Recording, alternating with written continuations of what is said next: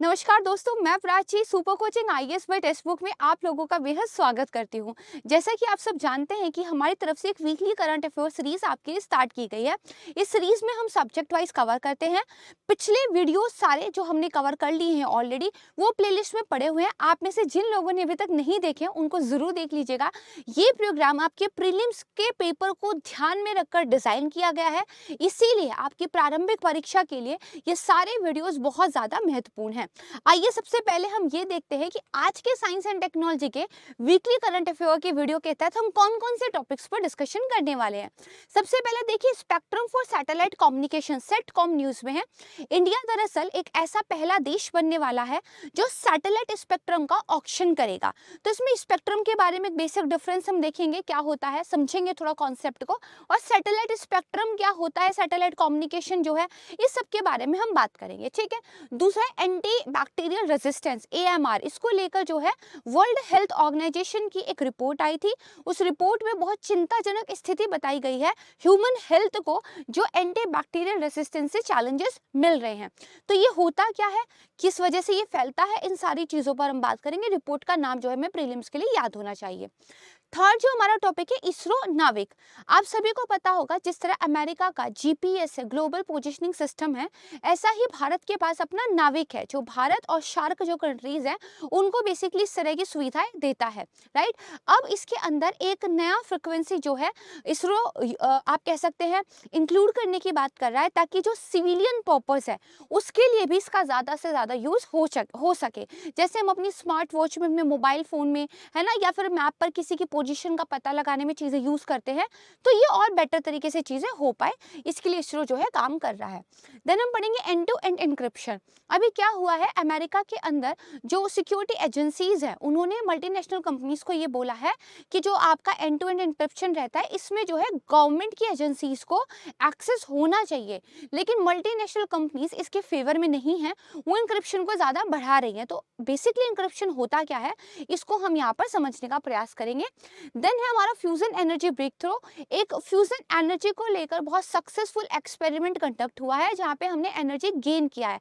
अब ये energy gain का मतलब क्या है, फ्यूजन एनर्जी क्या है, क्या एक्सपेरिमेंट हुआ था, फ्यूजन और फ्यूजन में क्या अंतर है, इन सारी चीजों को हम इस वीडियो में समझेंगे। एंड लास्ट होगा हमारा बेस एडिटिंग टेक्नोलॉजी।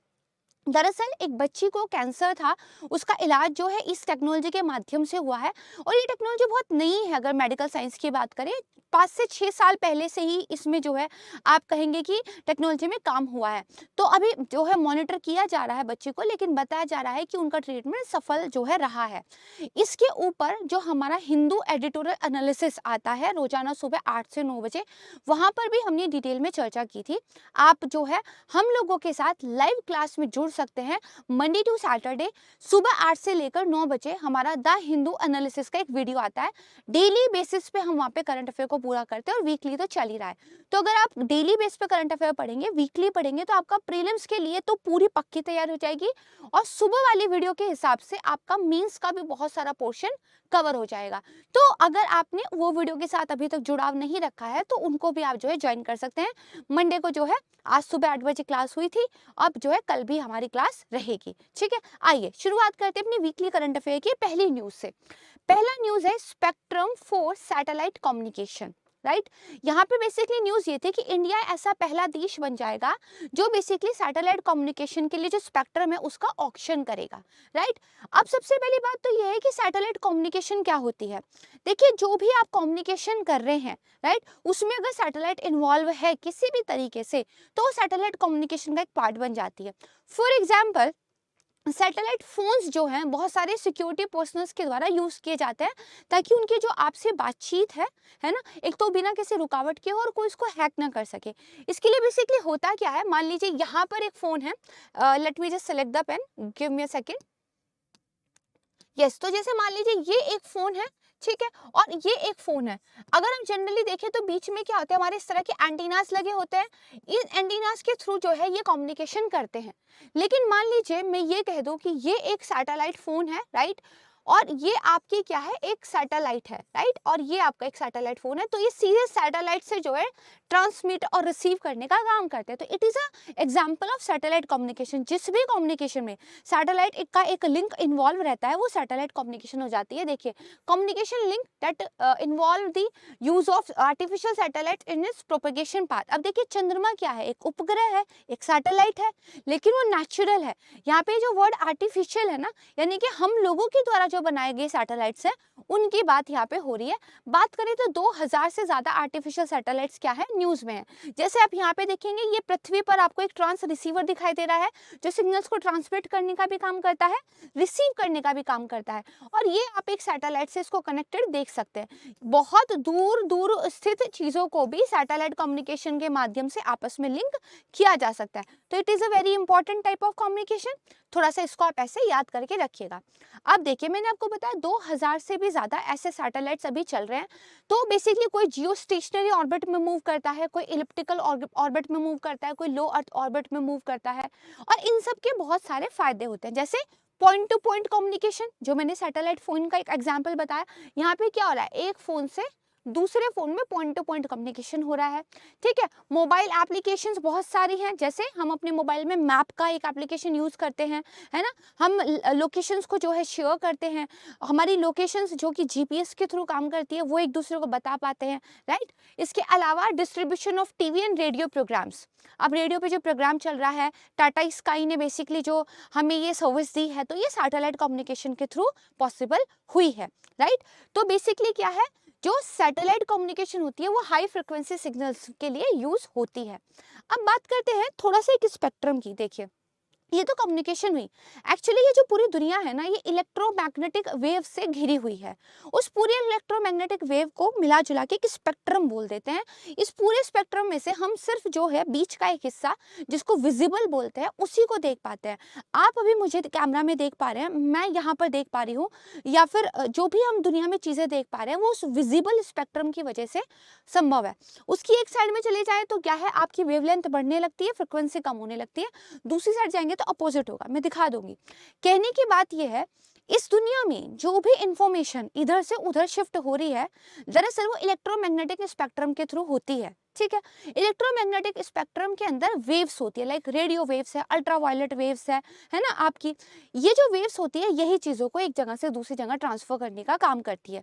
अब इन वेव की भी अलग अलग फ्रिक्वेंसी होती है, राइट। किस फ्रिक्वेंसी पर कौन सी जो है आपकी वेव काम कर रही है, तो उसके हिसाब से हमने उनको अलग अलग हिस्सों में बांट दिया। जैसे रेडियो वेव, अल्ट्रावायलेट वेव, है ना, विजिबल वाला, या फिर अभी हम अगर बात करें सैटेलाइट स्पेक्ट्रम की, जैसे भी कुछ दिन पहले हमने पढ़ा था 5G टेक्नोलॉजी जब लॉन्च हुई है तो 5G स्पेक्ट्रम का जो है ऑक्शन किया गया था। तो अभी फ्रिक्वेंसी के हिसाब से हमने चीजों को डिवाइड कर दिया। आइए थोड़ा सा आसान करके समझते हैं। मैं आपको बेसिकली थोड़ा सा आगे चल के एक दिखाती हूँ। I have a image there. Yes, ये देखिए, अब ये जो आप पूरा देख रहे हैं ना, this is a spectrum, right. यहाँ पे देखेंगे तो यहाँ पे आपका जो वेवलेंथ है वो तो बढ़ रहा है, यानी कि 100 किलोमीटर है, लेकिन फ्रिक्वेंसी आपकी कम है, 3 जो है किलो हर्ट्ज फ्रिक्वेंसी है। यहाँ पे वेरी लो फ्रिक्वेंसी वाला ये स्पेक्ट्रम है और इस पे दरअसल मराइन नेविगेशन सिग्नल्स काम करते हैं। जैसे जैसे आप यहाँ पे चले जाएंगे तो जो आपकी वेवलेंथ है वो तो घटती चली जाएगी, लेकिन जो आपकी फ्रिक्वेंसी है इनवर्सली प्रोपोर्शनल होती है, इसकी उल्टी होती है, तो ये बढ़ती चली जाएगी। तो देखिए, लो फ्रिक्वेंसी यहाँ पे यूज होता है। अगर हम बात करें short wave radio, radio telephony, है ना, ये आपका medium frequency to high frequency के बीच में आता है। टीवी वगैरह की बात करें तो अल्ट्रा हाई फ्रिक्वेंसी पर काम करते हैं, सेलफोन भी, जीपीएस भी, सैटेलाइट्स वगैरह, है ना, ये आपके जो है आप कह सकते हैं कि बेसिकली बहुत ज्यादा आप कह सकते हैं तेज जो हाई फ्रिक्वेंसी होगी, ठीक है, उस पर काम करेंगे।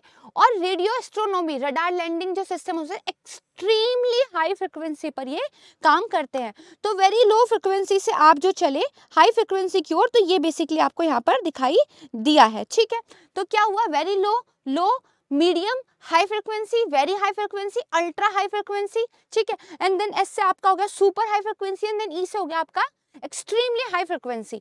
तो आप देखेंगे कि 3 किलो हर्ट्ज से हम चले थे और 30 गीगा हर्ट्ज और फिर 300 गीगा हर्ट्ज पर आ गए। अब ये जो 30 गीगा हर्ट्ज है और ये जो 3 गीगा हर्ट्ज के बीच का एक स्पेक्ट्रम है, ठीक है, इस पूरे स्पेक्ट्रम में से 3 से लेके 30 के बीच का अगर हम निकाल ले, ये सैटेलाइट फ्रिक्वेंसी होती है, ठीक है। इसके अंदर अगेन फिर बैंड होते हैं, एल, एस, सी, एक्स, क्यू, के या बैंड, ठीक है। तो ये वाला जो बैंड है ना आपका के, ये एक्चुअली हर प्रकार की कम्युनिकेशन के लिए यूज हो सकता है, या फिर बेसिकली जो सैटेलाइट वाला ये हर प्रकार के कम्युनिकेशन के लिए यूज हो सकता है। इन वेव्स के जरिए हम सिग्नल्स को ट्रांसमिट करते हैं और सिग्नल जो है वापस आते हैं। जैसे अभी इंटरनेट के माध्यम से आप मुझे देख पा रहे हैं, सुन पा रहे हैं, तो या तो हम वायर के थ्रू चीजों को पहुंचाते हैं, और अगर वायरलेस है तो ये इलेक्ट्रोमैग्नेटिक स्पेक्ट्रम के अंदर जो फ्रिक्वेंसीज हैं ये हमें हेल्प करती है। मुझे उम्मीद है कि बेसिक्स आपको क्लियर हो गए होंगे। तो इसमें से जो सैटेलाइट वाला बेसिकली स्पेक्ट्रम था, उसको जो है गवर्नमेंट ऑफ इंडिया अब ऑक्शन करने की बात कर रही है। क्लियर हो गई चीजें? ठीक है, बात करते हैं सेकंड टॉपिक की, एंटी बैक्टीरियल रेसिस्टेंस, ठीक है, या फिर आप इसको कह सकते हैं एंटी माइक्रोबियल रेसिस्टेंस, AMR।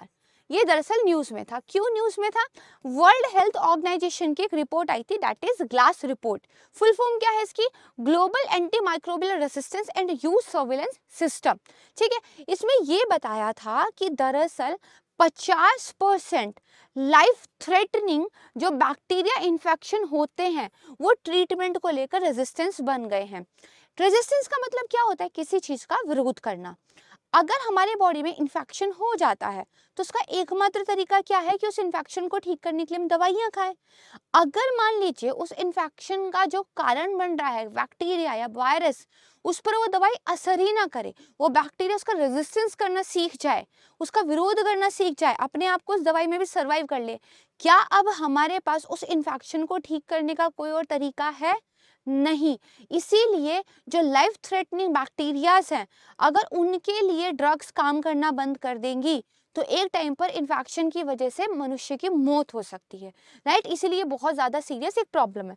तो देखिए WHO ने कैसे इसको एक्सप्लेन किया है। उन्होंने ये कहा है किसी भी माइक्रो ऑर्गेनिज्म की सर्वाइव करने की वो एबिलिटी जो इसको एंटी माइक्रोबियल ड्रग्स का जो एक्सपोजर होता है उसको रेसिस्ट करना सिखा दे, ठीक है। और बेसिकली हमारा जो सक्सेसफुल ट्रीटमेंट होता है इन्फेक्शन का, उसका इफेक्टिवनेस कम हो जाए। अब आपके ऊपर जो थेरेपी है वो काम ही नहीं करेगी, क्योंकि क्या किया है, माइक्रो ऑर्गेनिज्म ने सर्वाइव करना सीख लिया है, ठीक है। डिफरेंट टाइप के एंटी माइक्रोबियल्स होते हैं, डिफरेंट टाइप के ऑर्गेनिज्म के खिलाफ काम करते हैं। जैसे एंटी बैक्टीरियल्स बैक्टीरिया के खिलाफ होते हैं, एंटी वायरस वायरस के खिलाफ होते हैं, एंटी फंगल फंगी के खिलाफ होते हैं। अलग अलग माइक्रो ऑर्गेनिज्म क्या हुए, बैक्टीरिया, वायरस, प्रोटोजोआ, फंगस, इनकी वजह से जो इन्फेक्शन होता है तो उसी के अकॉर्डिंग इनकी एंटी बैक्टीरियल, एंटी वायरल इस तरह की दवाई हम खाते हैं।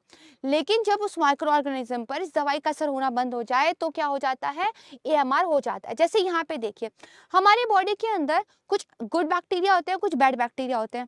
जब तक ये बैलेंस बना रहता है हम हेल्दी रहते हैं। जब गुड बैक्टीरिया खत्म हो जाए और बैड बैक्टीरिया ज्यादा हो जाते हैं तो हमें इन्फेक्शन हो जाता है, राइट। अब यहाँ पे देखो, मान लीजिए ये पे क्या था, बहुत सारे जर्म्स थे, इसमें से एक क्या है आपका एंटी माइक्रोबियल रेजिस्टेंस टाइप का बन गया।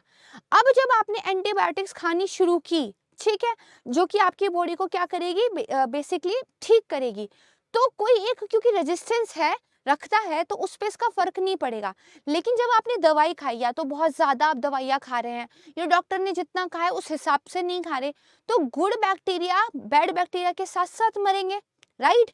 लेकिन जो ये रेजिस्टेंस वाला था ये तो नहीं मरेगा। अब बॉडी के अंदर से गुड और बैड तो मर गए हैं, लेकिन बैड में से कुछ रह गए हैं। अब ये बैड बैक्टीरिया अपने आप को मल्टीप्लाई कर लेगा, क्योंकि अब क्या है, यहाँ पे से लड़ने के लिए गुड बैक्टीरिया नहीं बचे। ये अपने आप को ग्रो करेगा, एक तरीके से पूरा टेक ओवर ले लेता है, ठीक है। और फिर ये जो है ये टेक ओवर कर लेता है, हमें इन्फेक्शन हो जाता है, और ये अपनी ये रेजिस्टेंस की कैपेबिलिटी ना किसी दूसरे को भी दे देता है, जिससे जो चीज है ये फैलती जाती है, राइट। ये थोड़ा सा समझ में आ गया चीजें। अब रिपोर्ट में कुछ कंसर्न्स बताए हुए थे, जैसे यहाँ पे बताया हुआ था कि बेसिकली अगर आप देखें तो ये जो बीमारी हम ठीक कर रहे थे इनके खिलाफ कैसे कैसे रेजिस्टेंस हो गया। यहाँ पे देखिए 20% ऑफ कोली आइसोलेट्स जो कि यूरिनरी ट्रैक्ट इन्फेक्शन के लिए बहुत कॉमन है, वो उसकी दवाई थी जो एम्फिसिलिन एंड कोट्रिमेमाक्सोल, है ना, इसके बेसिकली क्या हो गया, इसके खिलाफ रेजिस्टेंस हो गया। ये याद मत रखिएगा, मैं बस बता रही हूँ।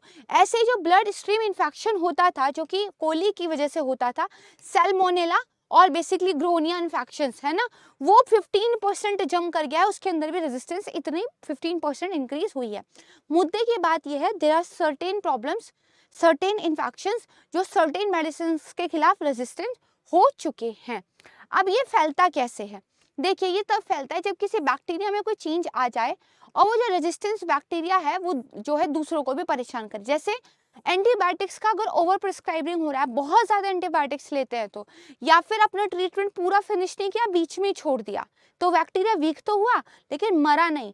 फिर जब वो अपने आप को स्ट्रेंथन करेगा तो उसके अंदर रेजिस्टेंस आ चुकी होगी। अगर हम जानवरों में, फिश फार्मिंग में ज्यादा यूज करते हैं इस दवाइयों का, फिर उनका खाना खाते हैं तो भी हो जाता है। पुअर इन्फेक्शन कंट्रोल हॉस्पिटल क्लीनिंग्स में, कई बार हॉस्पिटल्स की बेडशीट्स में, वहाँ के जो बेसिकली डस्टबिन्स वगैरह है, वहाँ पे इस तरह का एक एएमआर मिलता है जो बाद में पेशेंट को ट्रांसफर कर जाता है, क्योंकि पेशेंट वीक है उस टाइम पे, उसका इम्यून सिस्टम उस तरीके से फाइट नहीं कर पाता, तो ये फैलता है। हाइजीन सैनिटेशन वगैरह का अगर ध्यान नहीं रखा जाए, है ना, और न्यू एंटीबायोटिक्स क्योंकि डेवलप नहीं हो रही है, पुराने के खिलाफ बैक्टीरियाज ने, वायरसेस ने, फंगसेस ने क्या कर लिया है, एक रेजिस्टेंस डेवलप कर लिया है। ये सारे रीजंस है कि ये जो है प्रॉब्लम बढ़ चढ़कर हमारे सामने आ रही है। ठीक है, इसको प्लीज थोड़ा सा समझ के रखिएगा, और ये टॉपिक आपका काफी इंपॉर्टेंट भी है। नेक्स्ट बढ़ते हैं थर्ड टॉपिक की तरफ, इसरो का नाविक। तो देखिए सबसे पहले तो हम समझते हैं कि नाविक क्या है। तो देखिए इंडिया का क्या है, खुद से बना हुआ है एक अल्टरनेटिव है जीपीएस का, that is global positioning system. किसने बनाया है, इसरो ने बनाया है। पहली बार 2006 में अप्रूव हुआ था, लेकिन ऑपरेशनल इसका जो स्टार्ट हुआ वो 2018 में जाके हुआ है। फिलहाल की बात करें तो इसमें 7 सैटेलाइट है जो करीब पूरे भारत को और 15,000 किलोमीटर का जो आसपास का पूरा क्षेत्र है जिसमें शार्क के कंट्रीज आते हैं उसको ये कवर करता है। फिलहाल ये सैटेलाइट सिर्फ 2 फ्रिक्वेंसी पे काम कर रही है, दैट इज L5 और S। मैंने आपको बताया था ना कि हमारा क्या है, इलेक्ट्रोमैग्नेटिक स्पेक्ट्रम है, उस स्पेक्ट्रम के अंदर फ्रिक्वेंसीज के डिपेंड पर हमने क्या है चीजों को बांट दिया है, राइट। तो इसी में से किसी पर्टिकुलर फ्रिक्वेंसी बैंड पर ये नाविक जो है काम करता है। वो बैंड क्या है, L5 और S।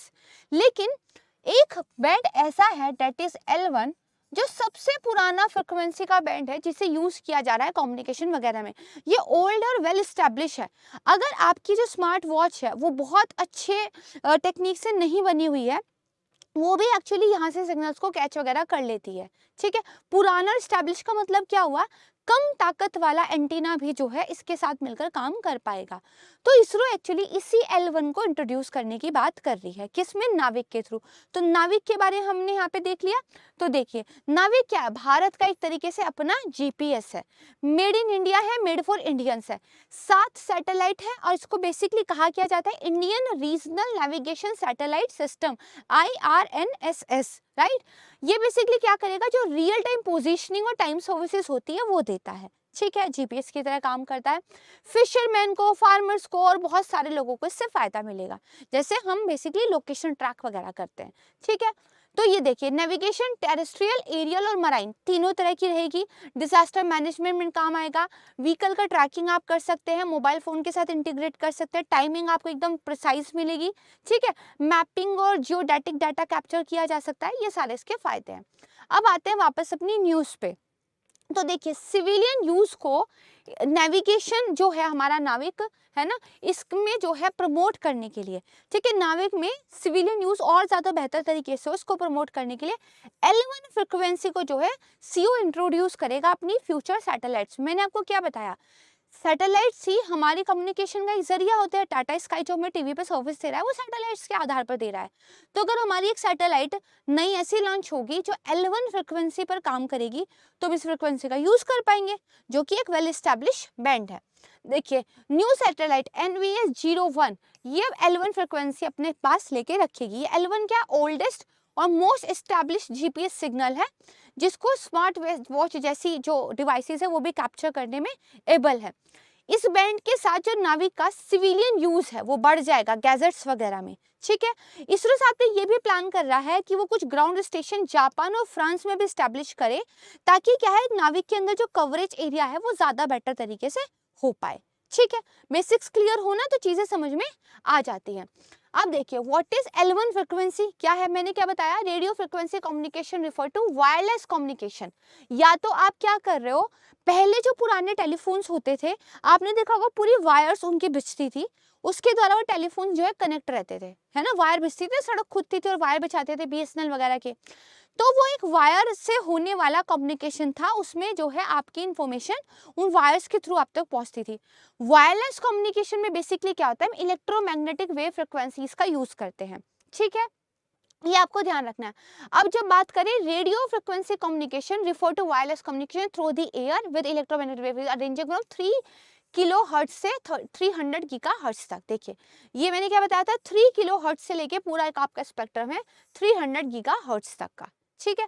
इस तो बेसिकली इसके अंदर का अगर आप ये पर्टिकुलर वाला 3 गीगा हर्ट्ज से लेके 30 गीगा हर्ट्ज का निकाल लेंगे तो आप देखेंगे यहाँ पे L का भी एक बैंड पड़ता है, ठीक है, इसी L का L1 यूज करने की बात हो रही है। तो जो L1 फ्रिक्वेंसी है वो मोस्ट कॉमनली यूज फ्रिक्वेंसी है GPS की। क्लियर हो गया ना भाई, ध्यान से समझोगे है ना, थोड़ा सा अच्छे से पढ़ोगे तो चीजें क्लियर हो जाएंगी, ठीक है। बाकी सबके पास भी अपने अपने नेविगेशन सिस्टम है, तो US का GPS तो हम सभी जानते हैं, EU वालों का अपना गैलीलियो है, रशिया का ग्लोनास है, चाइना का बॉयडू है, जापान का जो है QZSS है, ठीक है, हमारे पास अपना नाविक है। क्लियर हो गया, चलिए आगे बढ़ते हैं, टॉपिक नंबर 4 की तरफ चलते हैं। क्या है एंड टू एंड इंक्रिप्शन। जब व्हाट्सएप पे आप किसी को पहली बार मैसेज करते हैं या कॉल करते हैं तो आपने एक मैसेज देखा होगा कि this communication is encrypted with end to end encryption, कुछ इस तरह का लिखा रहता है ना कि भाई आप और सामने वाला जो आपस में बातचीत कर रहे हो, केवल ये बातचीत आप दोनों के बीच ही जो है हो पाती है, क्योंकि ये हम इनक्रिप्टेड कर देते हैं और कोई दूसरा जो इसको नहीं पढ़ पाएगा, है ना, तो ये होता है। तो इंक्रिप्शन मतलब क्या, इंक्रिप्शन मतलब किसी सीधी सी बात को इतना उलझा देना कि किसी और को वो पल्ले ना पड़े, और केवल वही इंसान के पल्ले पड़े जिसको हमने हिंट दे दिया है उस पहेली को सुलझाने का, उसको बोलते हैं की। तो आपने क्या किया, किसी प्लेन टेक्स्ट को एक एल्गोरिदम यूज करके इनक्रिप्ट कर दिया, की लगा दी उस पे। अब ये पजल वही खोल पाएगा जिसके पास उसकी की होगी, ये बेसिकली इनक्रिप्शन होता है, सीधी सी बात है ना। तो देखिए अभी जो एप्पल है उसने अनाउंस किया है कि हम एंड टू एंड इनक्रिप्शन को बढ़ाएंगे ताकि यूजर्स का डाटा प्रोटेक्शन अच्छा हो, राइट, तो ये है। तो basically end to end encryption क्या, ये प्लेन टेक्स्ट था कि my password is United Kingdom, ठीक है, या your password is United Kingdom. अब ये पासवर्ड सबको तो मिलना नहीं चाहिए, इसको हमने इनक्रिप्ट कर दिया। फिर ये टेक्स्ट कुछ इस तरह की एक पजल बन गया, एक आप कह सकते हैं साइफर टेक्स्ट बन गया, ये इस तरह का, आप इसको पढ़ नहीं सकता कोई भी। अब इस यूजर के पास क्योंकि यहाँ पे इसको डिक्रिप्ट करने की चाबी है, फिर से ये प्लेन टेक्स्ट में बन गया your password is United kingdom. ये इंक्रिप्शन डिक्रिप्शन का प्रोसेस है, यहाँ तक जो है इसमें क्या हुआ है, इंक्रिप्शन हुआ है, ठीक है, और यहाँ से इसका डिक्रिप्शन हुआ है, ठीक है, क्लियर चीज है। चलो देखो ये कम्युनिकेशन का क्या है, प्रोसेस है जिसमें डाटा को इनक्रिप्ट कर दिया जाता है जो दो लोगों के बीच में या दो डिवाइसेस के बीच में यूज हो रहा है, ताकि थर्ड पार्टी चाहे वो क्लाउड सर्विस प्रोवाइडर हो या आपको इंटरनेट सर्विस देने वाला हो, कोई भी इसको एक्सेस नहीं कर सकता, ठीक है, जब भी ये ट्रांसफर हो रहा है। ये प्रोसेस एल्गोरिदम्स को यूज करती है जो स्टैंडर्ड टेक्स्ट को क्या है अनरीडेबल फॉर्मेट में बदल देता है, ठीक है। फायदे क्या है भाई, अपनी बातचीत को सेफ रखना, पासवर्ड वगैरह को सेफ रखना, है ना, और क्लाउड स्टोरेज के अंदर भी अपना डाटा वगैरह सब सेफ रखना। क्या हमें चैलेंजेस फेस करने पड़ रहे हैं, क्यों हम ज्यादा इनक्रिप्शन बढ़ाने की बात कर रहे हैं। तो देखिए डाटा जो ब्रीच रिसर्च एक हुई थी उसमें बताया गया था कि डाटा की ब्रीच के यानी कि डाटा में सेंध मारने के जो केसेस थे वो 2013 से 21 के बीच में ट्रिपल हो गए, 3 गुना ज्यादा बढ़ गए, और इससे करीब 1.1 बिलियन पर्सनल रिकॉर्ड्स जो है एक्सपोज हो गए थे। तो इसलिए जरूरी है कि हम जो है ज्यादा सेफ्टी एंड सिक्योरिटी यूजर्स को दे, उनके डाटा को दे, ठीक है। यहाँ पर बेसिकली जो सरकार है वो सिटीजन्स को क्या कर सकती है, end to end encryption hinders government's ability to protect citizen from cyber attack, violence against children and terror, ठीक है। अब देखो इसमें एक प्रॉब्लम ये भी है, सरकार जो ये कह रही है भाई हमें रास्ता दो, कई बार सरकार ने कहा है बैकडोर से हमें एक्सेस का रास्ता दो, तो जैसे मान लो किसी व्हाट्सएप मैसेज से जो है कोई अफवाह उड़ी, उस अफवाह की वजह से बहुत प्रॉब्लम होगी, जो कि हमने पास्ट में देखा भी है। या फिर मान लो किसी पर्टिकुलर जगह पे क्या है, चाइल्ड पोर्नोग्राफी चल रही है, तो अगर आप सरकार को अपने डाटा के यहाँ का कुछ अता पता नहीं देंगे तो सरकार की एबिलिटी हिंडर होती है क्रिमिनल्स को पकड़ने की। तो सरकार का तर्क यहाँ पर ये है कि सरकार को रास्ता होना चाहिए, लॉ ऑर्डर वाली एजेंसीज है। कंपनीज का ये कहना है कि इससे सिटीजन सर्विलेंस बढ़ जाएगा, आप जो है हर किसी के बारे में पूछताछ करने लगोगे अपने फायदे के लिए। हमारा जो पूरा का पूरा पॉलिसी है वो यूजर्स को ज्यादा प्रोटेक्शन देने का है, तो हम ऐसा नहीं कर सकते। तो ये कुछ चैलेंजेस यहाँ पे दिख रहे हैं। तो पहली बात तो अब देखो, इंक्रिप्शन की अपनी कुछ शॉर्टकमिंग्स भी है, ये मेटा डाटा को प्रोटेक्ट नहीं करता है। मेटा डाटा क्या होता है, अगर मैं सिंपल सी बात में कहूँ तो मेटा डाटा होता है डाटा, इसको याद रखिएगा, ऑफ डाटा। यानी कि डाटा का भी जो डाटा होता है वो मेटा डाटा होता है। जैसे ये जो प्लेन आपका मैसेज था ना, ये आपका डाटा था, लेकिन ये कब जनरेट हुआ, ठीक है, ये कब जनरेट हुआ, इसका टाइम और डेट, ये क्या है, ये एक तरीके से इसका मेटा डाटा है। तो इंक्रिप्शन इस टेक्स्ट को तो सेव कर रहा है क्योंकि इस टेक्स्ट की उसने लैंग्वेज बदल दी, लेकिन कब ये जनरेट हुआ, क्या इसका टाइम था, ये बेसिकली ये नहीं सेव कर पाता है। कॉन्फ्लिक्ट ऑफ इंटरेस्ट हमें देखने को मिल रहा है गवर्नमेंट और बिग टेक कंपनीज में, तो इस वजह से ये न्यूज पे था। क्लियर हो गई चीजें, चलिए आगे बढ़ते हैं, ठीक है ना। चलिए अब देखिए fusion energy break through.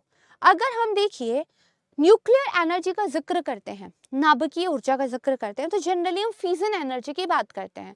Fusion मतलब क्या, जो बेसिकली न्यूट्रॉन है ना, किसी भी एटॉमिक कण की अगर हम बात करें, उसका जो न्यूक्लियस है, तो किसी भी एटॉमिक जो है कण पर जो है आप उसका जो न्यूक्लियस है उस पर जब न्यूट्रॉन्स की बॉम्बार्डमेंट करते हैं, this is the nucleus, right.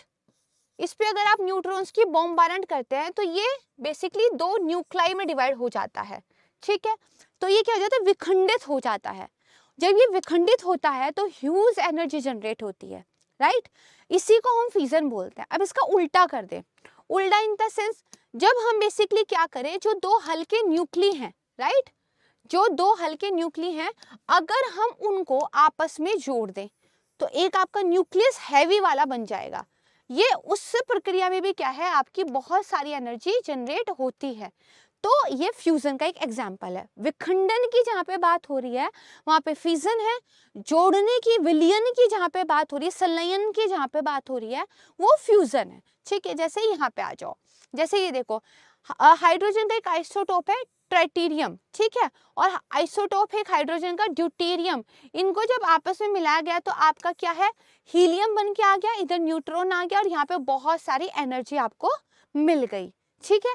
तो ये बेसिकली होता है आपका फ्यूजन। अभी देखो यूएस गवर्नमेंट के साइंटिस्ट ने ये बताया है कि भाई एक लिमिटलेस और जीरो कार्बन पावर को अचीव हमने कर लिया है, पहली बार फ्यूजन रिएक्शन से हमें नेट एनर्जी गेन मिला है। अब एक बात बताओ, ये नेट एनर्जी गेन क्या होता है।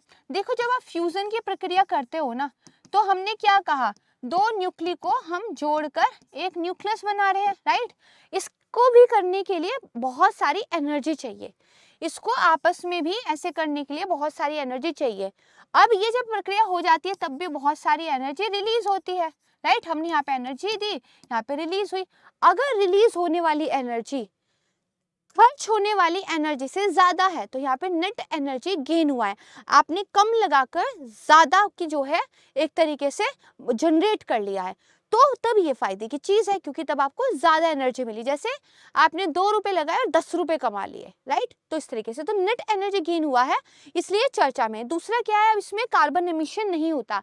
तो क्लाइमेट चेंज जब इतना ज्यादा महत्वपूर्ण एक मुद्दा हो आज की दुनिया में और ऑल्टरनेट तरीके खोजे जा रहे हो कि किस तरह हम अपनी एनर्जी जरूरतों को पूरा कर ले, तो इसलिए क्या है, बहुत जरूरी एक चीज है। होता क्या है, 2 लाइट एटॉमिक न्यूक्ली कंबाइन हो जाते हैं सिंगल हैवियर वन में, मैसिव अमाउंट ऑफ एनर्जी को रिलीज करते हैं।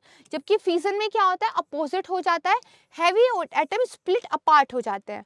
ये जो बेसिकली आपका फ्यूजन है ना, ये सन को, जो आपके स्टार्स हैं, इनको लगातार पावर देते रहता है, ठीक है। यहाँ पे बेसिकली सन और स्टार के अंदर यही फ्यूजन काम करता रहता है, हीलियम हाइड्रोजन वाला, ठीक है। फ्यूजन रिएक्शन क्या है, तब होता है जब बेसिकली आपका जो मैटर हो प्लाज्मा की स्टेट में हो। जिन एलिमेंट्स का फ्यूजन करना चाह रहे हैं ना, वो प्लाज्मा की स्टेट में होना चाहिए। प्लाज्मा होता क्या है, ना ये लिक्विड है, ना ये सॉलिड है, ना ये गैस है, बल्कि ये क्या है, ये बेसिकली हॉट और चार्ज गैस है। चार्ज गैसेस के अंदर पॉजिटिव जो बेसिकली चार्ज होता है ना, वो यहाँ पे होता है, पॉजिटिव आयंस होते हैं, फ्री मूविंग इलेक्ट्रॉन होते हैं। Positive ions, free moving electron, एक आप कह सकते हैं लिक्विड और गैस के बीच की स्थिति ये कहीं होती है, फोर्थ स्टेज ऑफ जो है इसको बोलते हैं एलिमेंट का। ठीक है, तीन तरह के हमारे पास होते हैं ना भाई, कौन कौन से, द्रव है, गैस है, ठोस है, चौथा आपका प्लाज्मा होता है। ठीक है, इस प्लाज्मा को भी बनाए रखने के लिए काफी एनर्जी की जरूरत होती है। राइट, जैसे ये जो फ्यूजन यहाँ पे अमेरिका के साइंटिस्टों के द्वारा किया गया, इसमें लेजर के द्वारा जो है पहले उसको एनर्जी दी गई, प्लाज्मा को फिर जो है आपस में फ्यूजन कराया गया, फिर बाद में एनर्जी ज्यादा रिलीज हुई। तो फ्यूजन केवल तभी होगा जब आपका जो मैटर है वो प्लाज्मा की स्टेट में हो, जो कि पॉजिटिव आयंस और फ्री मूविंग इलेक्ट्रॉन से होता है। क्लियर? सिग्निफिकेंस क्या है, लेस रेडियो एक्टिव है। हमने कई बार पढ़ा कि जब हम नाभिकीय विखंडन करते हैं तो यूरेनियम के द्वारा हम नाभिकीय विखंडन करते हैं, उसके जो बेसिकली लेफ्ट आउट बच जाते हैं वो बहुत ज्यादा रेडियो एक्टिव होते हैं। उन रेडियो एक्टिव्स को खत्म होने में पता नहीं कितने हजार साल लग जाते हैं, तो उनका निस्तारण करना ये एक चैलेंज होता है। लेकिन यहाँ पे लेस रेडियो एक्टिविटी प्रोड्यूस होती है और डिके भी उसका जल्दी हो जाता है। तो बेसिकली जो एक नाभिकीय कचरा की प्रॉब्लम हम फेस कर रहे थे वो यहाँ नहीं रहती। फॉसिल फ्यूल की कोई जरूरत नहीं पड़ती और ना ही ये ग्रीन हाउस गैस को जनरेट करता है। इसके लिए हमें चाहिए भी क्या होता है, हाइड्रोजन। हाइड्रोजन तो समुद्र के पानी से भी निकाला जा सकता है। अभी जैसे इंडिया क्या करता है, यूरेनियम वगैरह बाहर से इंपोर्ट करता है, जबकि समुद्र तो हमारे पास भी है, हाइड्रोजन तो हम भी एक्सट्रैक्ट कर लेंगे, तो ये भी इसका फायदा है। अगर हम बात करें फ्यूजन कितनी एनर्जी देता है, तो देखिए जो फिजन की बात अगर हम करें तो फिजन से भी ये 4 गुना ज्यादा एनर्जी देता है पर किलोग्राम पर। और अगर हम बात करें बर्निंग ऑयल या कोल के कंपैरिजन में कितनी देता है, तो पर किलोग्राम पर 4 मिलियन टाइम मोर एनर्जी। अब आप इतना ही तो कोयला खर्च करके कुछ एनर्जी बना रहे हो और इतना ही आपने मैटर खर्च करके जो है फ्यूजन करा के किया, 4 बिलियन मोर एनर्जी आपको मिली। तो सोचिए कितना इसका जो है फायदा है अगर ये सारी चीजें अच्छे से हो जाती है। क्लियर हो गई चीजें? चलिए अब चलते हैं अपने लास्ट के टॉपिक पे, that is base editing. Base editing से पहले हम समझते हैं हमारा जो डीएनए का स्ट्रक्चर होता है वो क्या होता है, कुछ ऐसे होता है, डबल हेलिक्स स्ट्रक्चर होता है। ये डबल हेलिक्स स्ट्रक्चर में इस तरह से बेस पेयर बने रहते हैं। राइट, ये बेस क्या होते हैं, 3 तरह के बेस होते हैं, एडेनिन, ठीक है, ग्वानिन, साइटोसिन, थाइमिन। ठीक है, यही आपस में इस तरीके से जुड़े रहते हैं। अब ये बेसिस ही पता नहीं कितने मिलियंस तरह के पेयर बनाते हैं। ये जिस तरह के भी इंस्ट्रक्शन देते हैं उस तरह से हमारा जेनेटिक कोड जिस तरह भी काम करता है, सब कुछ इसी पर डिपेंड होता है, building block of our body. अब मान लीजिए किसी एक बेस पेयर में गड़बड़ी होने की वजह से कोई क्या है, बीमारी हो गई है, अब उसको ठीक करना है, तो ये आपको ठीक करना पड़ेगा। और इसी के लिए एक नई टेक्नोलॉजी हमने निकाली है, that is base editing technology. नाम से समझ लो, बेस यानी कि जो हमारे बेस हैं इनको एडिट करने की हम यहाँ पे बात कर रहे हैं। अब देखो बेसिकली अभी क्या हुआ है, एक लड़की थी है ना अलाइजा, उसको बेसिकली कैंसर था, और वो कैंसर भी कैसा था, उसकी बॉडी के अंदर जो इम्यूनिटी थी है ना, जैसे हमारी बॉडी के अंदर इम्यूनिटी के अंदर व्हाइट सेल के अंदर एक टी सेल होता है, व्हाइट सेल होता है ना हमारी इम्यूनिटी के रिस्पॉन्सिबल। तो ये जो टी सेल थे ये बेसिकली अटैक करने का काम करते हैं अगर बाहर से कोई भी फॉरेन जो है एलिमेंट आ रहा है। तो इन टी सेल ने अपने आप को आउट ऑफ कंट्रोल कर दिया उस पर्टिकुलर जो है लड़की की केस में। इन्होंने अपनी ही बॉडी के सेल्स को अटैक करना शुरू कर दिया, तो अब अपनी ही बॉडी के सेल अटैक हो जाएंगे तो प्रॉब्लम हो जाएगी। राइट, तो इसको ठीक करने के लिए बेस एडिटिंग टेक्नोलॉजी का यूज हुआ था। ठीक है, इसके अलावा देखिए सरकार भी कैंसर को लेके काम कर रही है कि जो 9 से 14 साल की बच्चियां होती हैं उनको जो सर्विकल कैंसर होता है उसके लिए दवाई देने की बात कर रही है। ये तो जस्ट मैंने आपको एक एग्जाम्पल दी थी जब कैंसर की हमने बात की, तो इसलिए आप देखिए कैंसर का ट्रीटमेंट एक तो हमें पता है क्या होता है, आपका जो केमियोथेरेपी होता है, लेकिन उसके बहुत नुकसान होते हैं, बाल सब झड़ जाते हैं, कैंसर दोबारा भी आने का पूरा चांस रहता है और बॉडी बहुत वीक हो जाती है और बुरे सेल के साथ अच्छे सेल भी टारगेट होते हैं। राइट, फिर एक होती है आपकी CAR-T थेरेपी, इसमें क्या होता है, CAR-T थेरेपी में मैंने आपको बताया ना, टी सेल्स जो हैं फॉरेन एलिमेंट्स को, हमारी बॉडी के लिए बुरी चीजों को अटैक करने के लिए रिस्पॉन्सिबल होते हैं। तो मान लीजिए जो व्यक्ति बीमार है, उसी की बॉडी से हेल्दी टी सेल्स निकाल लिए, उन टी सेल्स को फिर मॉडिफाई किया और उनको फिर से उसी की बॉडी में रीइंट्रोड्यूस कर दिया। अब ये जो टी सेल्स हैं, ये बेसिकली उस सिक व्यक्ति के अंदर क्या करेंगे, उसको हेल्प करेंगे, उस कैंसर सेल्स को मार देंगे वो। ठीक है, क्या लिखा है कि बेसिकली उसके खुद के शरीर से टी सेल लिए, उनको मॉडिफाई किया ताकि वो कैंसर पे अटैक करें, फिर उनको रीइंट्रोड्यूस कर दिया। लेकिन किसी किसी इंडिविजुअल में जो कि इतना बीमार हो जाते हैं कि इतने हेल्दी टी सेल्स होते ही नहीं है कि हम उनको बाहर निकाल के CAR टी सेल्स बना पाए। तो दूसरा तरीका क्या बचता है, दूसरा तरीका बचता है भाई किसी डोनर से हम ले लें, है ना। तो बेस एडिटिंग में बेसिकली यही होता है।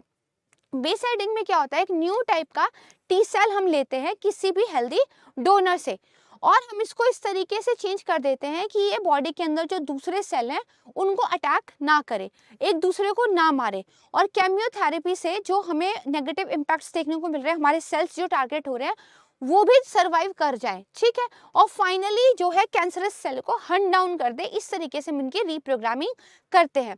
देखो बेसिकली होता क्या है ना, अगर आपके सेल्स कुछ इस तरीके से जुड़े रहते हैं, ठीक है, जीन्स आपके कुछ इस तरीके से जुड़े रहते हैं, अगर इन जीन्स को काटना है तो आप जीन की कटिंग कर देंगे, जीन एडिटिंग। ये जो जीन एडिटिंग होती है ये आपकी जेनेटिक इंजीनियरिंग का एक हिस्सा है, राइट, जेनेटिक इंजीनियरिंग का। भाई हमारी पूरी बॉडी किससे बनी होती है, प्रोटीन से, प्रोटीन सेल्स, है ना।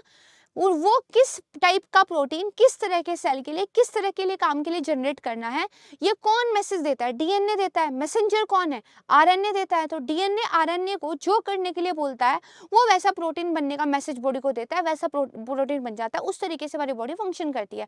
मान लीजिए अगर डीएनए में कोई म्यूटेशन हो जाए, कोई प्रॉब्लम हो जाए, तो उसकी वजह से वो पर्टिकुलर काम या तो हो नहीं पाता है या गलत होता है। इसीलिए हम क्या है, जेनेटिक इंजीनियरिंग करके उस पर्टिकुलर जीन को ठीक करने का काम करते हैं, राइट। ये एक था। बेस एडिटिंग में हम क्या करते हैं, जो हमारी बॉडी के बेस है, ठीक है, उनको लेकर हम यहाँ पर काम करते हैं।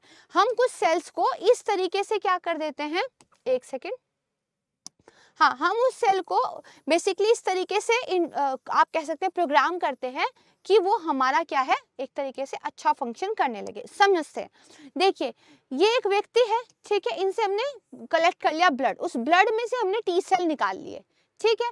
इसके बाद इनको आइसोलेट किया और इनको रीप्रोग्राम कर दिया, फिर इनका मल्टीप्लिकेशन कर दिया। ऐसे हमने बहुत सारे बना दिए और फिर ये हमने क्या कर दिए, उसकी बॉडी में वापस डाल दिए। ये हमारी CAR टी सेल थेरेपी थी। लेकिन मैंने क्या बताया, कई बार व्यक्ति इतना ज़्यादा बीमार होता है कि उसके अंदर से ये इनफ टी सेल्स लेना पॉसिबल ही नहीं होता। तब बात आती है फिर हमारी बेस एडिटिंग वाले ट्रीटमेंट की। इसमें क्या हुआ, जो व्हाइट ब्लड सेल का एक टाइप होता है टी सेल्स, वो क्या कर रहे थे, इस एलिसिया की बॉडी को ही खुद ही जो है अटैक कर रहे थे, डैमेज कर रहे थे। डॉक्टर ने क्या किया, बेस एडिटिंग यूज की, है ना। तो बेस एडिटिंग में क्या किया हमने, जो हमारे देखिए लेटर होते हैं, ये हमारे जो बेसिस होते हैं, ये जो हमारा जेनेटिक कोड होता है, इसको चेंज करने का हमने ट्राई किया। पहले हमने एक डोनर से टी सेल ले लिए, फिर उन टी सेल को 3 अलग अलग कामों को करने के लिए 3 अलग तरीके से एडिट किया। एक तो हमने क्या किया, डीएनए को ऑल्टर कर दिया ताकि केमियोथेरेपी को ये रेजिस्ट कर सके, ठीक है। दूसरा हमने क्या किया कि हर सेल के ऊपर एक मार्किंग होती है ना, उस मार्किंग को रिमूव करने के लिए हमने कुछ टी सेल्स को काम दिया। फिर क्या किया हमने, जो बॉडी के अंदर जो रिसेप्टर्स थे उनको रिमूव कर दिया ताकि इन टी सेल्स को अटैक ना हो जाए, ठीक है। ये हमने किया, इनको फर्दर मॉडिफाई किया। अब ये जो है इनको रीआर्म कर दिया गया नए रिसेप्टर के साथ, और नए रिसेप्टर के साथ ये जो मॉडिफाइड टी सेल होते हैं, ये कैंसर सेल को ढूंढकर उसको मार देते हैं, ठीक है। This is a very very complex process. हमें क्योंकि मेडिकल स्टूडेंट की तरह उतनी डीप में पढ़ाई करनी नहीं होती है, यूपीएससी कभी क्वेश्चन नहीं पूछेगी, हमें बस कॉन्सेप्ट्स क्लियर हो कि ये काम कैसे करता है, ठीक है। एक बार फिर से देख लेते हैं। किसी डोनर से उसके टी सेल ले लिए, उन टी सेल को 3 तरीके से हमने एडिट किया। डोनर टी सेल वर एडिटेड इन 3 वेज। फर्स्ट वे क्या, डीएनए ऑल्टर टू रेजिस्ट केमियोथेरेपी, ठीक है, उस थेरेपी को रेसिस्ट करने के लिए हमने उनको एक तरीके से ऑल्टर किया। फिर marking remove to protect donor C cell T cell, फिर उनके ऊपर एक मार्किंग रहती है है ना, उस मार्किंग की वजह से वो पकड़ में आते हैं। उस मार्किंग को रिमूव करने के लिए हमने एडिट किया। तीसरा हमने क्या किया, receptors remove to prevent donor T cell attacking the body. इन टी सेल्स के ऊपर की जो मार्किंग हमने हटा दी थी, फिर हमने क्या किया, रिसेप्टर्स को भी रिमूव कर दिया। ये जो रिसेप्टर्स हैं इनको हमने रिमूव कर दिया ताकि बॉडी के जो दूसरे हैं क्या है, टी सेल जो है बॉडी को अटैक ना करें, ठीक है।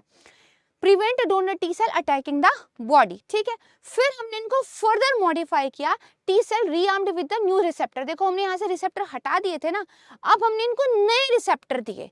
वो हमने इसलिए हटाए थे कि वो बॉडी के अंदर जाके किसी को अटैक ना कर दे। नए हमने इसलिए दिए, ये कैंसर वाले को ढूंढ के कैंसर वाले को ही मारे। अब इन्होंने कैंसर वाले को ढूंढा और उसको मार दिया। तो यहाँ से केमियोथेरेपी की वजह से जो प्रॉब्लम्स हो रही थी पहले उनको ठीक किया, फिर सेल्स के ऊपर एक जो मार्किंग रहती है वो मार्किंग हटाई, फिर हमने वो रिसेप्टर हटाए जो रिसेप्टर बॉडी के अंदर जाके अटैक कर सकते थे, फिर हमने नए रिसेप्टर दिए जो कैंसर सेल पर जाकर कैंसर सेल पर अटैक करेंगे, उसको खत्म कर देंगे। ये बेसिकली एक तरीका था। अगर मैं उम्मीद करती हूँ कि समझाने में आपको सफल रही होंगी। अगर नहीं हो पाया ऐसा, प्लीज कमेंट सेक्शन में बता दीजिएगा। नेक्स्ट वीडियो में I will explain again, right. तो ये जो है इतनी छोटी सी एक बात थी। अब 2 क्वेश्चन मैं आपको एज अ होमवर्क दे रही हूँ, प्लीज इनको सॉल्व करने का प्रयास कीजिएगा। जैसे यहाँ पर ये बताया गया है कि भारत में जो हमारे न्यूक्लियर रिएक्टर्स हैं उसमें से कुछ को जो है इंटरनेशनल एटॉमिक एनर्जी एसोसिएशन की जो जांच की निगरानी के अंदर रखा गया है, जबकि कुछ को नहीं रखा गया। उसके क्या कारण है? You can take a screenshot of it. मैं साइड में हो जाती हूँ और आपने जो है इसका आंसर कमेंट सेक्शन में जरूर बताना है, ठीक है। हो गया, चलिए आंसर में देखिएगा। अब बात करते हैं दूसरे वाले की। दूसरे क्वेश्चन में अगेन आपसे जो है न्यूक्लियर फ्यूजन के बारे में 2 स्टेटमेंट दी हुई है, इनको आपने आंसर करना है। पहला क्या है, ये एक प्रोसेस है जो सूर्य और दूसरे सितारों में भी होती है। दूसरा, ये ग्रीन हाउस गैस को ह्यूज अमाउंट में जनरेट करती है। Again you can take a screenshot of it और इसका आंसर जो है कमेंट सेक्शन में आप दीजिएगा, राइट। तो आंसर देखने नहीं, स्टे ट्यून विद अस। हम लगातार इसी तरह के इंफॉर्मेटिव वीडियोस आपके लिए लेकर आते रहेंगे। और 8 से 9 बजे सुबह का द हिंदू न्यूज़पेपर एनालिसिस आप सबने लाइव ज्वाइन करना है और लगातार शाम को वीकली करंट अफेयर की क्लासेस देखनी है। बहुत अच्छे तरीके से करंट अफेयर आपका पूरा हो जाएगा, ये टेक्स्ट बुक की तरफ से प्रॉमिस है। आपको इधर उधर भटकना नहीं पड़ेगा। और अगर मैं फिर से एक बार निवेदन कर देती हूँ, आप नए हैं हमारे चैनल पे, please subscribe to the channel. अगर आपको ये वीकली करंट अफेयर की वीडियो अच्छे लग रहे हैं, आपके कॉन्सेप्ट्स क्लियर हो रही है, प्लीज कमेंट करके अपना एक गुड फीडबैक जरूर दीजिएगा, लाइक जरूर कीजिएगा। मिलूंगी मैं आपको जल्द एक नई वीडियो के साथ, तब तक के लिए नमस्कार, धन्यवाद, जय हिंद।